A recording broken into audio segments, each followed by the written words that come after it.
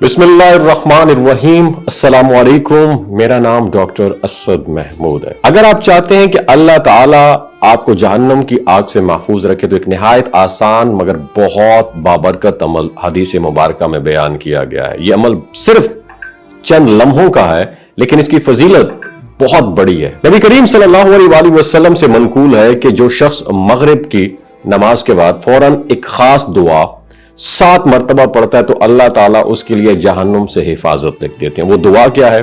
اللہم اجرنا من النار، یعنی اے اللہ مجھے جہنم کی آگ سے پناہ عطا فرما۔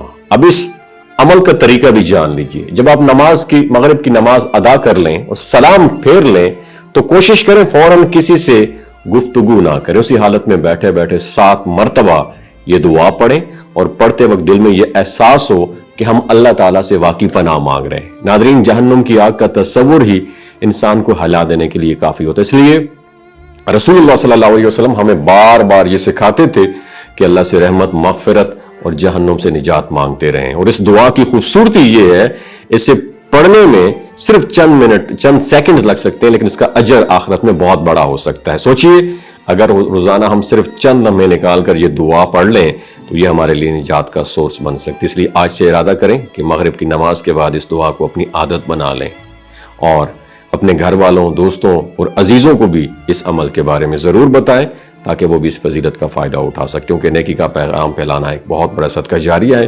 اللہ تعالی ہمیں جہنم کی آگ سے محفوظ فرمائے اور جنت الفردوس میں نصیب عطا فرمائے، آمین۔ نیچے کمنٹ سیکشن میں آمین لکھ صدقہ جاریہ کے طور پر دوسروں کے ساتھ ضرور شیئر کیجئے۔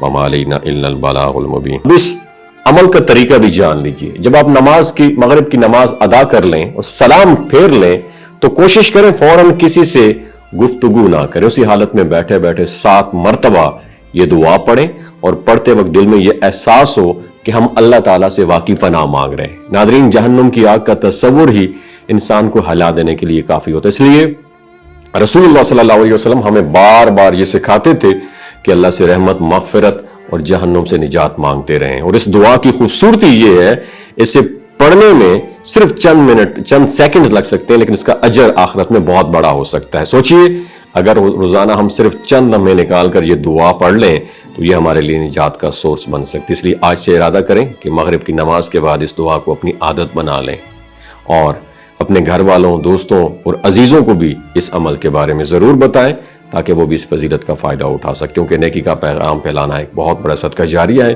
اللہ تعالی ہمیں جہنم کی آگ سے محفوظ فرمائے اور جنت الفردوس میں نصیب عطا فرمائے، آمین۔ نیچے کمنٹ سیکشن میں آمین لکھ صدقہ جاریہ کے طور پر دوسروں کے ساتھ ضرور شیئر کیجئے۔ وما علینا الا البلاغ المبین۔